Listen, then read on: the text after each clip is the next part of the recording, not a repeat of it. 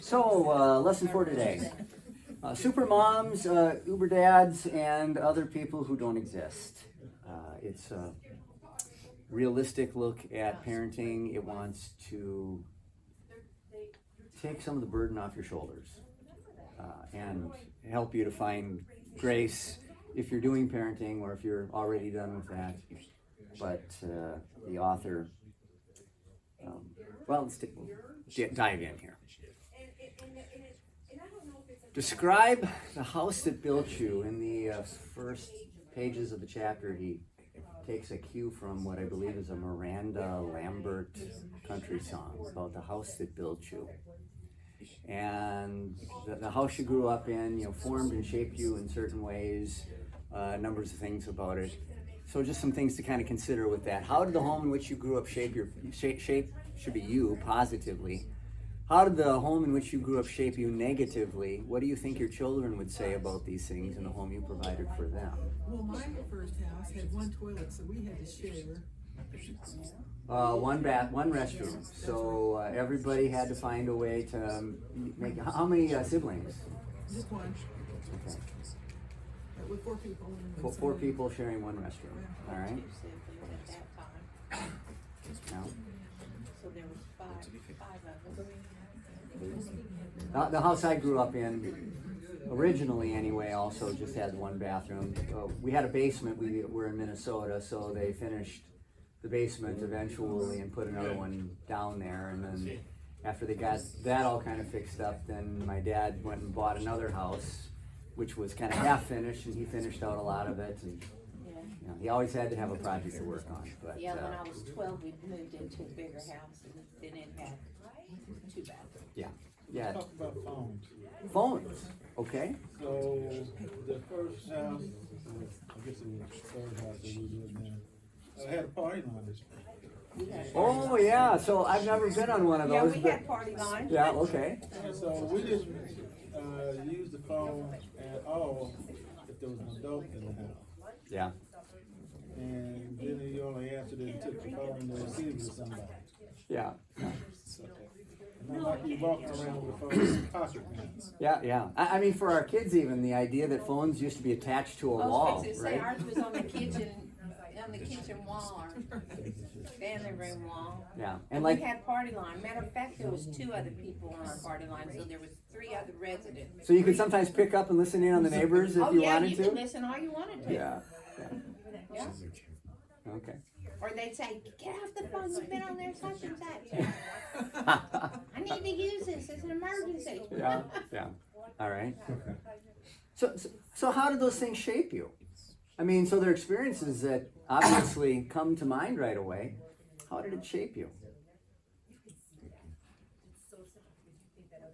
Just part of growing up to me, and then looking at all the changes. I mean, just like these phones now. I mean, sometimes I think the cell phones aren't so good in a positive way. I mean, they're great, like if you have an emergency or something, but we have people come to work and they sit there trying to watch a movie on their cell phone. They're supposed to be working, I mean, so, I feel like it keeps us from having relationships with people in the neighborhood, not having cell phones, because if you was driving down the street and your car broke down, we live out in the country, and you just walked up to the neighbor's house and knocked on the door and said, "Hey, can I use your phone?"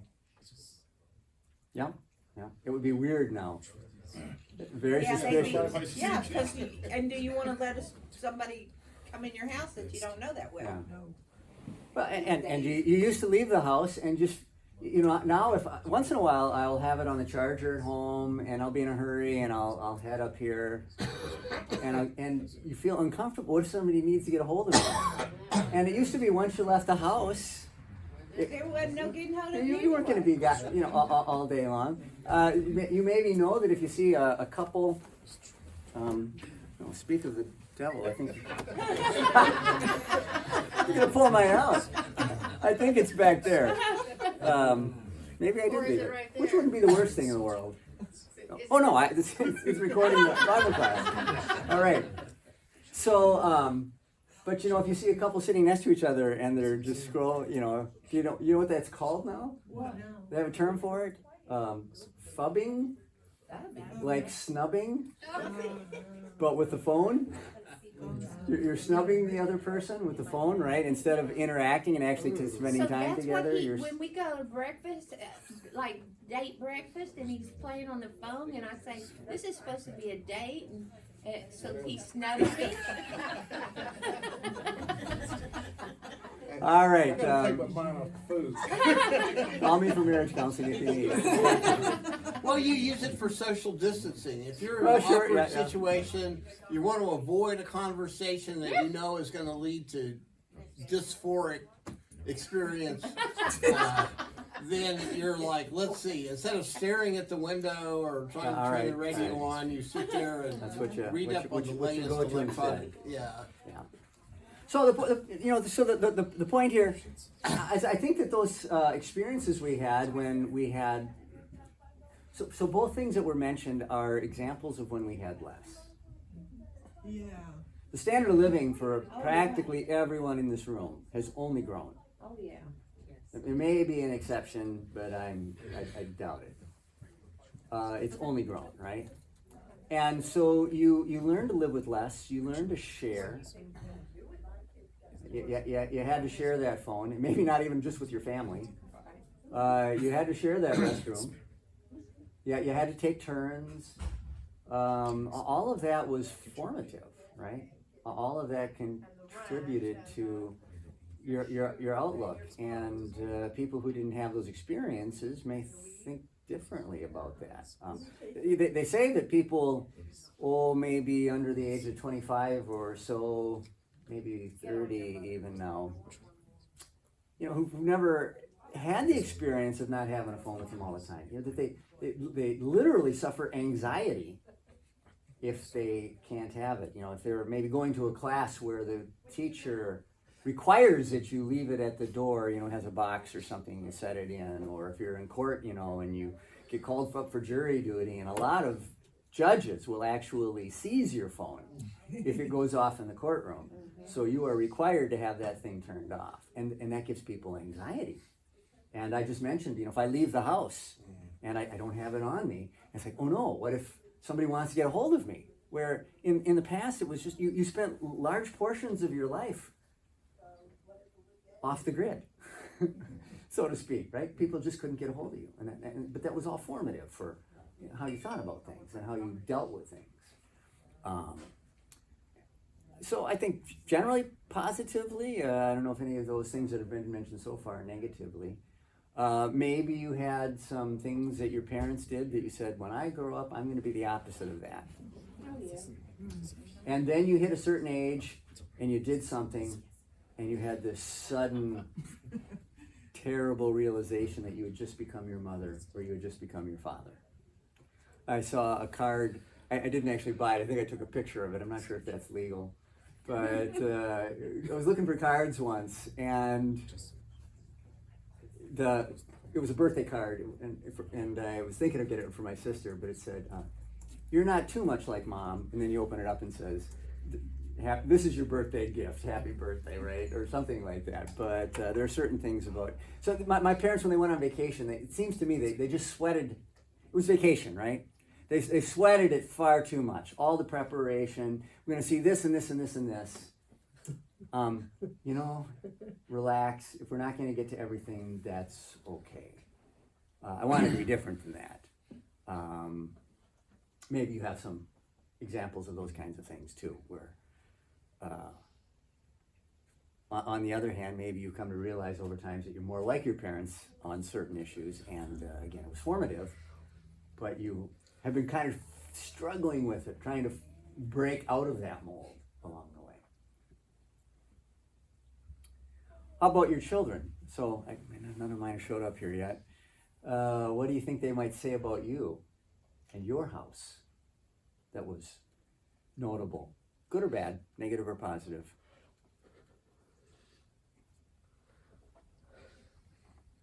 You don't have to confess, but... That they never had to go with without anything, and we worked hard to Okay. try and give them the best life we could. We didn't give them enough sports. Wasn't that one of the kids come, you wouldn't let us get, I said, we don't have the money for it. You We know, didn't have the time for some of that too. But, time and, well, but it's not that they did nothing. Yeah. They all, they all They got did well. into, only 2 could go into one season at a time. That was my rule, because I couldn't be at both at the same time. So they could 2, and then the other 2 could do spring, and the other 2 could do, so they have to pick, but they wish they would have been a little bit more. when they got to high school, we just had this conversation again with some of them. Came up that we didn't teach them what all the bad words were. So then their friends would use some of these, and they wouldn't know what it was, and then they would get laughed at because they didn't know what this thing was. And my response was, "You're welcome." Did a good job. So even now, I wouldn't change that necessarily. But I mean, on the other hand, there are things you need to prepare them for. So it's not as though they went completely into the world naive. This time of year, so when we were in Dallas, we had children's Christmas service. That during my ministry, actually, we moved it from being Christmas Eve, which was kind of the Lutheran church's tradition for probably centuries, that Christmas Eve was the children's service. Most have moved away from that because as we've scattered across the country and people want to travel for Christmas, families want to be able to leave. So in Dallas in the early 90s, we moved it from Christmas Eve to the Friday before, and that allowed families to travel if they wanted more easily. And then we did something else on Christmas Eve. But after that children's service, we created the custom that the entire, well, it was kind of like the cast party. Everybody who participated in the service was welcome at our house for a Christmas party afterwards. So we might, some years we had 120, 130 people at our house for Christmas party. And I always thought it was fun and it was kind of a joyful, the house is alive. But things got broken. Little kids got into parts of the house they weren't really supposed to at times. One year I found 2 little boys in our backyard chucking soda cans over the fence into the neighbor's yard, over the privacy fence. Seeing who could get them up the highest or something. I don't know. So I had to go apologize to my neighbors the next morning for the soda cans they found in the backyard. They'd already cleaned. I was going to go clean them up, and then the neighbors, it's okay. We took care of it. They forgave us. But my kids didn't always think that was so great. I think they would have changed that if they could, because their stuff sometimes got broken into by all the people in the house. They're not in the same position we are, so I don't expect any of them are going to try to start that kind of a custom. But I always thought it was a good thing. It was good to get everybody there, especially after all that hard work and sometimes even stress with the children's Christmas service that they had. But maybe they would mention other things, I don't know, any that you think of, good or bad. All right, well, where's this headed? What would you consider key features of a home for raising children? Safe. No nuclear reactors running wild. Oh, okay, like even physically safe. Okay, so you've gone and child-proofed. You got the little plastic plugs in the outlets, and things have been moved up. So since we've had the grandkids here this week too, our Christmas tree is there's no ornaments now below about here. They've all been stripped off, especially by the youngest one. Now we bought a bunch of plastic shiny ornaments instead of the glass ones, so they're relatively child safe. But it's just lights to about this point, and then the Christmas ornaments on the way up, at least on the front side, that's accessible. I think bringing them up in church. Okay, getting them to go to church, go to Sunday school, right? Learn about Jesus. A couple of the houses we made sure we had a 6-foot fence Oh, yeah. that they could play inside, so we didn't have to worry about Okay. somebody grabbing them. And that's changed so much through the years, right? I mean, when I was growing up, I'd never seen a privacy fence. Everybody's backyard just bled into everybody else's. It allowed us to, set up soccer fields and baseball diamonds between yards, sometimes crossing the property line. And the neighborhood I grew up in was kind of like Sesame Street in some ways. It was just everybody was happy and got along. Yeah, once in a while, we had a neighbor's dog that barked at night far too much, but for the most part, the privacy fence wouldn't have made any difference in that case. The dog would have been barking just as much anyway. And they say statistically that children don't get snatched that much more, or really any more than they used to. But what's the difference? You hear about it. We hear about it. Yeah, the media, Social media. the communications are such today that you find out about it today. Fear is more. So there's greater fear. Yeah. I don't agree. I think there's more. I was the overprotective Yeah, one. well, I agree too, but I but I do agree that social media makes Oh, it everything is. more aware, and Yeah. so you hear about it more. But you just didn't. I think it happened back then, but you just didn't hear about it as much. It's kind of like your doors. We never locked our doors. Our doors was open, and we never locked them. And when we're in the house, got the doors locked. Me Not just too. when we're gone. Me too. You know. Consequences for stuff like that back then was a little stiffer too. I think people took care of business. That's true. Well, in the cars too, you can't leave the car unlocked even when you're because people walk up and Oh yeah, the 'cause door. yeah. Take them out. Yeah. Well. Yeah. Go ahead. I was just another feature for raising children, I think, is teaching them manners and social norms, so they'll. Please and thank you. Yes. Excuse me. Some of those basic terms, try to get into them soon. A home where I guess you have to set the limits in a certain place, but where there's a proper affection between mom and dad too, where they get the impression mom and dad care about each other, I think is a healthy thing. Yeah. Obviously, certain limits on PDA, but you don't want to make them uncomfortable. But I think it's a healthy thing for them to see affection demonstrated, and that they live in a home like that. That there's just a sense of security in living in the house, right? Those are things you'd want to have. False or mistaken goals parents set for raising children? Everybody wants their kids to have better than they had. Okay. Yeah. So sometimes just we want to be upwardly mobile. We want to climb the career ladder. We want to push our standard of living up. We want to have more experiences. We want to go more places. When you think of compared to when I was a kid to today and travel, did I ever think I would leave this continent? When I was a kid, just the idea just never occurred to me. But I have multiple times, and now my children at a much younger age than I ever did have been overseas. If you're going overseas, it was probably because you were going to war. For a number of generations. See all the foxholes in France. Well, right, yeah, that or the jungles of Vietnam, yeah. So, quote from the book: "Some of us, if we haven't been the best parents, decide we'll make it up by being the coolest, most generous, sweetest grandmas and grandpas the world has ever witnessed." So I think as grandparents, we sometimes feel that our role is to spoil the grandkids, and that we can do the things that we couldn't as parents. I don't know if you've seen this Bill Cosby clip before. Maybe you have, but oh, did I go past it? Yeah. So the new clicker, take it or leave it. My mother kisses every child. Well, just come here and kiss your grandmommy. Grandmommy just love it to death. And my children think that my mother's the most wonderful person on the face of this earth. And I keep telling my children, that's not the same woman I grew up with.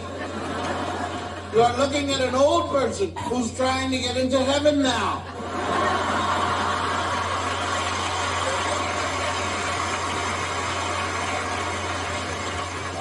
All right, so maybe not the reason you're doing it, but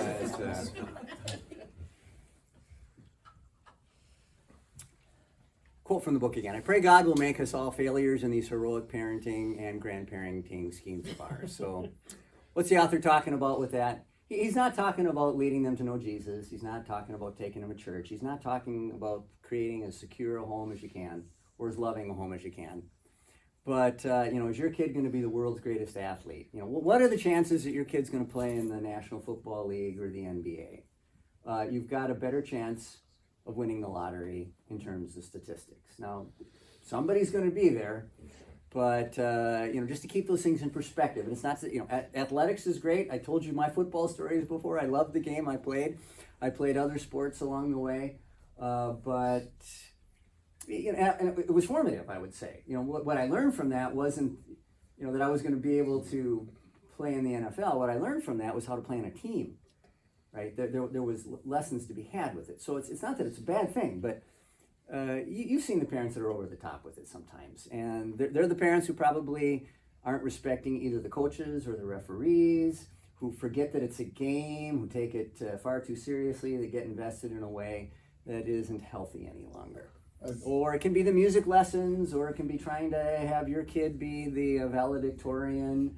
And again, if your kid's got gifts for being very smart or very musical, it's a good thing to make the most of those that you can. But it's not the be-all and end-all. And if your child isn't going to be the straight A 4.0 kid who is going to speak at their graduation, that's okay. The world needs a lot of people who are closer to average. And who just do what they do faithfully. And if they excel, great. Go ahead, Robert. I think some parents have they're so competitive, but they have no clue why. I mean, it's like, oh, here, let's be into art and things like that. And they have expensive art lessons and go look at stuff. But if you talk to them or something like that, they have no clue. It's like, you want to look at art? Why? What's the point of this? But I think the family was, anyway, the family, so, they're hyper competitive, and they're the particular family that I'm related to is they're social climbers. And so it's not about just being competitive, it's about, we've got to rise above the normal people, but it's like they have no clue on anything they're competing with. The good of it is not the point. Sure. It's breaking breaking over the competition is all what it's about, but the whole point's here. So when he talks about supermoms, uber dads, when he talks about not being successful, or that you are a failure in some ways, he's talking about the failure not to raise a Christian kid who's going to be a good citizen. He's talking about the failure to raise a pro athlete, a pro musician, a good citizen, somebody who is going to go to Harvard or Yale or someplace like that, somebody who's who's going to be tough, as though it's a contest, as though parenting and family is a competitive sport. They're thoroughbreds. They're raising thoroughbreds. Yeah. And the truth is, it's wonderful when you're the kid that's a thoroughbred, but what if you fail? What if you don't become a Picasso or a Donald Trump or something? Then you're nothing, because you were raised to be, the Derby winner, and then they have pretty severe depression. And Potentially, yes. And they throw off some narcissists too. It's like they've raised their children to believe that they're ubermensch. Well, now they have to live with that. So as the parents deal with their own egos on this, then the kids also get turned in on self, right? Because everything is about making this person perfect. All right, so spiritually talking a little bit about what the issue is, straining toward divinity. It's only by acknowledging and embracing our failures that we see just how incredibly perfect is the rehabilitating love of our Father in heaven. So it's when we come to understand that we are flawed and imperfect and broken people that we really come to understand God's grace the best and are in the best position. That doesn't mean that we go out seeking to be broken and that we seek to be sinful. That will come along the way, but we have to acknowledge it. And there's a sense in which, embracing our failures, not embracing them as though we're going to lift them up as a great thing, but that we are willing to own up to them and understand that's how I am. From the Facebook page, Be a Fun Mom, he quoted this. How to be a mom in 2017. Make sure your children's academic, emotional, psychological, mental, spiritual, physical, nutritional, and social needs are met, while being careful not to overstimulate, understimulate, improperly medicate, helicopter, or neglect them in a screen-free, processed foods-free, GMO-free, negative energy-free, plastic-free, body-positive, socially conscious, egalitarian, but also authoritative, nurturing, but fostering of independence, gentle but not overly permissive, pesticide-free, two-story, multilingual home, preferably in a cul-de-sac with a backyard, 1.5 siblings, spaced at least 2 years apart for proper development. Also, don't forget the coconut oil. There you have it. Needs better sentence structure. All right, yeah. Irma Bombeck. All Sort right. of like all the perfect moms are out there leading the charge to the perfect child, you know, where she's there just like chilled out. Living in and reality. Living in reality and maybe raising a good kid every once in a while. So this same person then made this observation, who wrote this. How to be a mom in literally every generation before ours. Feed them sometimes.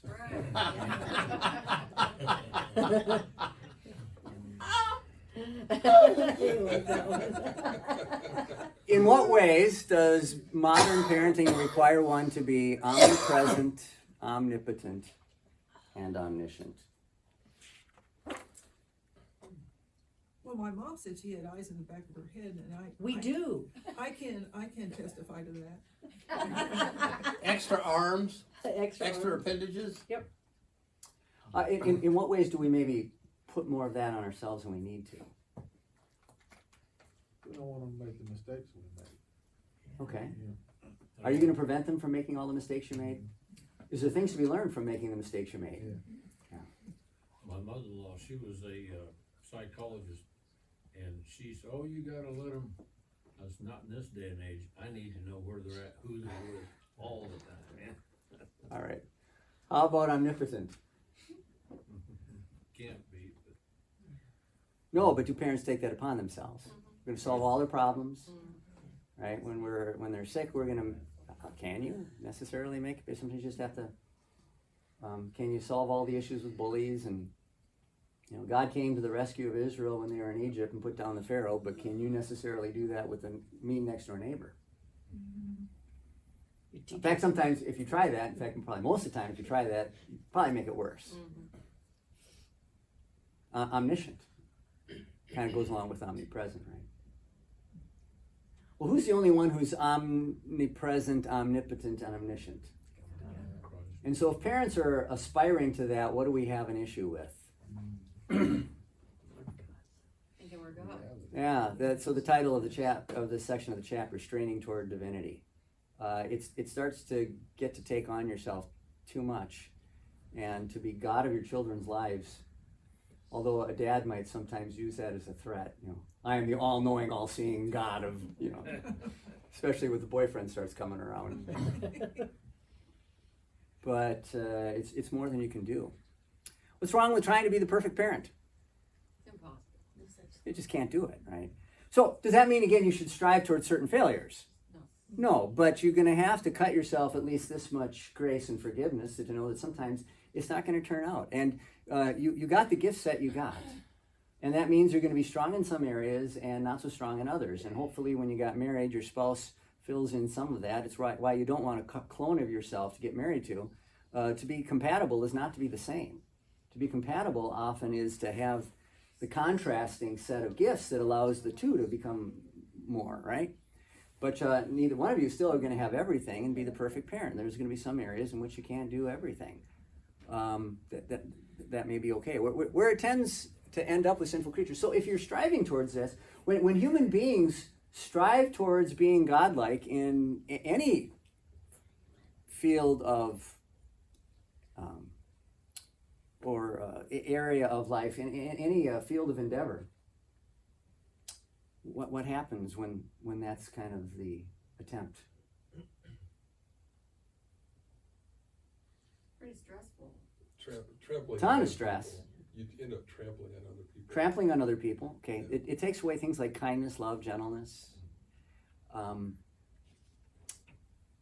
it goes all the time because you can't control it the way you want to control it, and you bear down on it more, and you want to control it a certain way, and so it's counterproductive. Makes you feel like a failure when things go awry. Yeah, or you start to perhaps even compromise your own values on certain things because you're trying to get to a certain way, and that's where he brings up. So, any of you watched the series Breaking Bad ever? Yeah. I have to admit, I don't think I've seen an episode, but I know the gist of it, right? So, is it Walter here, who goes by what, Hengstenberg or something Heisenberg. All right. Is a chemistry teacher, if I understand right, and in order to make more money for the family, he starts cooking meth, and then he gets big into the drug world. And one of the ways he rationalizes this whole thing for himself is that he's doing it to make a better life for his family. So there is a scene in which he has peeled back some part of the wall where he's stashed hundreds of thousands of dollars in cash that he's gotten from his illicit drug making operation, and he's holding his little girl who's so little she doesn't really talk yet or whatever, and he says, that's right, Daddy did that for you. Did Daddy do that for her? No. Maybe Daddy thinks that in his head, but who's Daddy really doing that for? Daddy's doing that for his own ego, right? So that he can be the perfect parent who is able to provide things to his kids that he was never able to have. Or so that he can leave something when he's gone and feel in his heart like he has taken care of them. And there are some other quotes in the book about his son, who kind of lionizes his dad and considers him a hero because everything seems good about him. He doesn't know about this seedy alter ego, other life that he has been living. It doesn't go the direction that we want it to. So what false legacy, what's the false legacy you were or are tempted to force upon your child? Top of the class, musical gifts, athletic honors, other. This may have a lot to do just with your family of origin, what kind of family you come from. I would say if there's a temptation, in my case, it might have been number one.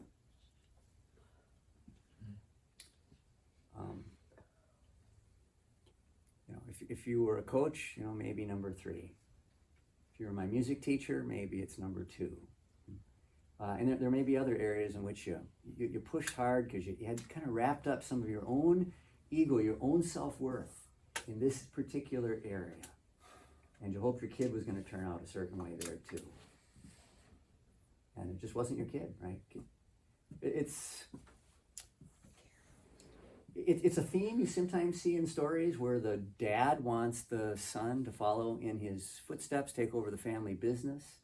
And the kid wants to do something entirely different, isn't interested in any way, shape, or form in what his dad does. And then the dad just won't hear it, right? He's going to do everything to make sure it happens. You've seen the Dead Poets Society. So there is one member of Robin Williams' class who finds he loves drama and acting. And maybe he's not going to make a career out of it, but he's good. But his dad is a businessman, and he sent him to this upper class boarding school so that he, number one up there on the list, top of the class, so that he's doing academically well, and he just sees that whole area as throwing his life away, and it comes to such a head between father and son that the son ends up despairing and taking his life. Now that's, of course, the extreme. But this is the kind of thing that doesn't turn out so well if we have invested our self-worth in our children's choices in areas of life that really ought to be left free. Again, that's not to say that you shouldn't help your kids and push them to make the most use of the gifts that God has given them. So I had 3 sons. Did I hope that maybe one of them would be a minister? Consider the ministry? Oh yeah. Most of you probably don't know who Merle Wagenknecht is.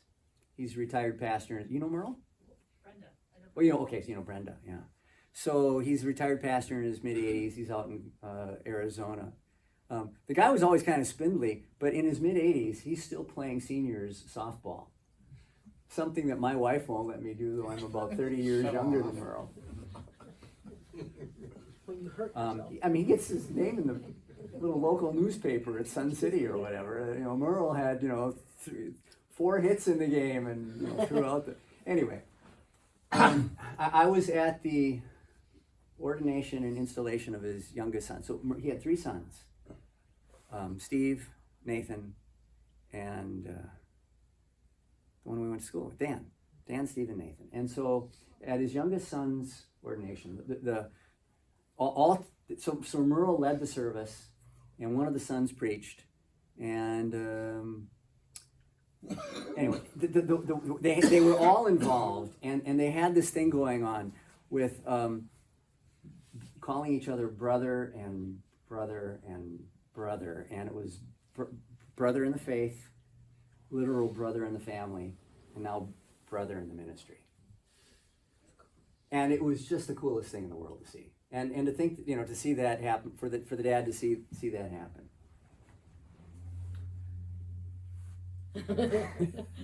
That's not how it works in my, and would it have been a good thing if one of them or all 3 had gone into the ministry? Sure. But can they serve God fixing pools in Dallas, or doing banking in Minneapolis, or taking care of us at home? Of course they can. And so even such a high calling as the ministry isn't something that was for me to foist upon my children.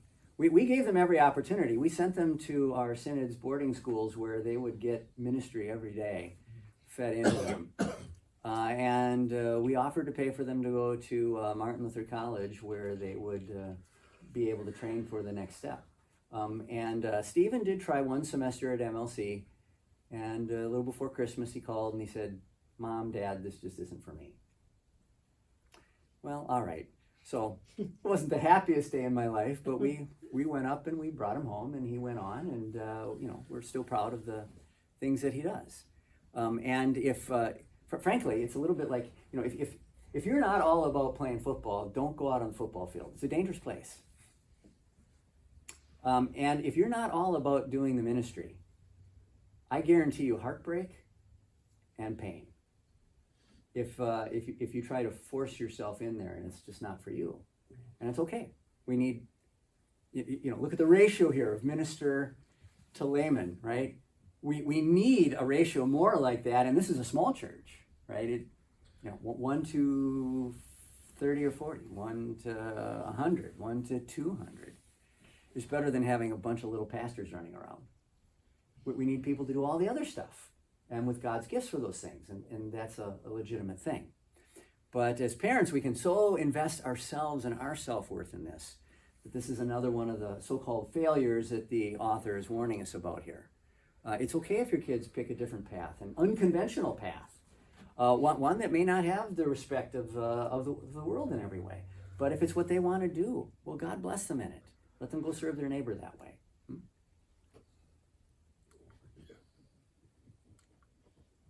So how do the following passages apply? Romans 12:3.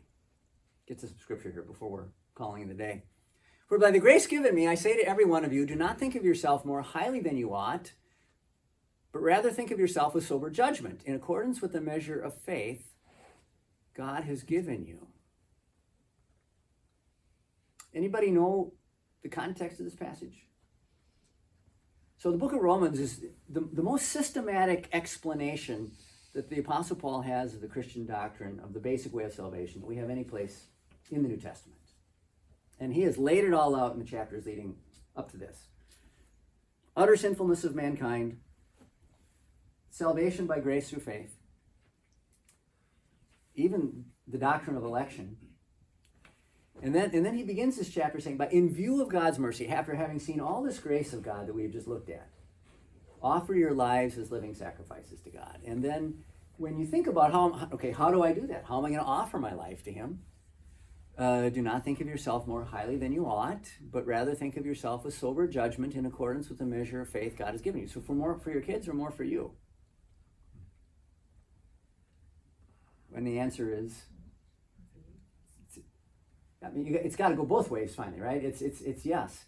But that we as parents think of ourselves not more highly than we ought, and that we kind of regard our kids, keep that where it belongs, but with sober judgment. So that's not to exclude that there are definitely gifts and abilities that God has given. And as he goes on from here, then he starts to list for the church and for service to God in God's kingdom, the multiplicity of ways in which God gifts people. So in the church, you're going to have people with speaking gifts, but not everybody's going to have those speaking gifts.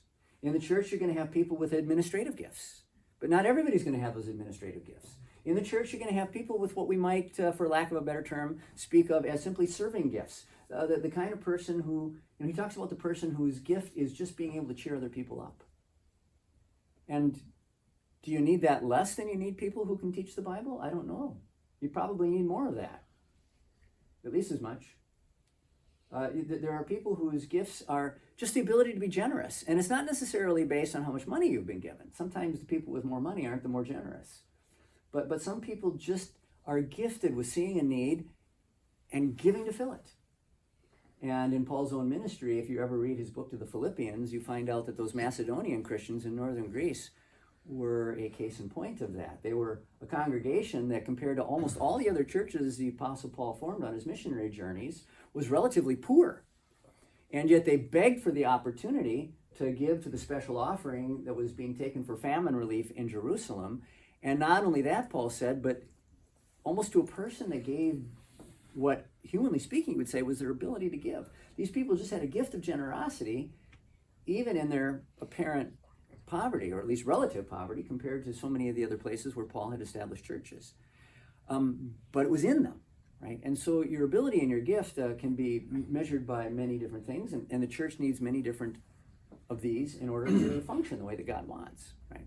So, 1 John 2, do not love the world or anything in the world. If anyone loves the world, the love of the Father is not in him. For everything in the world, the cravings of sinful man, the lust of his eyes, and the boasting of what he has and does, comes not from the Father, but from the world. The world and its desires pass away, but the man who does the will of God lives forever. So, what does it mean to be worldly? If someone were to ask you what it means to be worldly, I think we tend to think of greedy. We tend to think of things that have to do with our standard of living, and that's included here. But the thing that's interesting to me when he talks about the things in the world, the boasting of what he has and does. So, if you look above my desk, there's a couple of sheepskins up there, and they got some Latin inscribed on them. And, there's been a lot of my pastor superiors and mentors along the way who said, maybe that's not the thing to display in your office. Put your ordination papers up there. Or your call to your congregation. Frame that and stick that on the wall. Because, how you did in school, okay, they know you graduated. But who you're trying to impress, and does that really make you a good pastor necessarily? There's a minister up in Wisconsin, I think he's retired now, so he was a guy who got through kind of by the skin of his teeth. Languages weren't his thing, and the Latin words on his diploma were satis. Anybody know Latin? Satisfactory. Enough. Yeah, satis is, you made it, right? So anyway, I think his son was in the office once, and he saw his diploma up on the wall, and he says, "Hey, Dad, what is that? You got that Latin? What's that on your diploma there, satis?" And he says, "Oh, that's Latin for summa cum laude."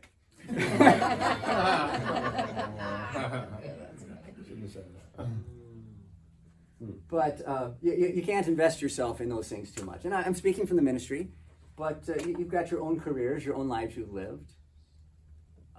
Who you are is not what you have done. Who you are is not what you have. Have you been faithful in making use of the gifts that God has given you in whatever field of endeavor you have done? That's the important thing. And if he's blessed it in a way that seems to have outward and worldly success, well, God bless you. That's a great thing. But if it's been difficult, again, in my field, how did Jeremiah do? Jeremiah have a huge congregation of people who just loved him to death, and it grew and grew and grew. No, eventually his congregation literally took him out and killed him. Isaiah, more or less the same thing. He was the king that sawed him in two. How did Jesus do? Right? So, success isn't in the eyes of the world success. It is faithfulness to the task God gave you to carry out, regardless how it comes away, right? And that applies vis-a-vis from the ministry to every other calling, whether you're a parent, which is what's in view here especially, but your various career fields, the same thing. Be faithful in what God gave you to do. And if you don't get the promotions or the accolades of your coworker, that's okay. If you were faithful with what you were given to do. But we have to apply this here also to parenting and to our expectations of our children. Anything else becomes a form of worldliness. It's investing our lives in this world. It is making our lives about this world, which isn't the goal. Ultimately, we want to get the people out of this world, not nail their feet to it and keep them here forever, right? Okay, that's a good place to break.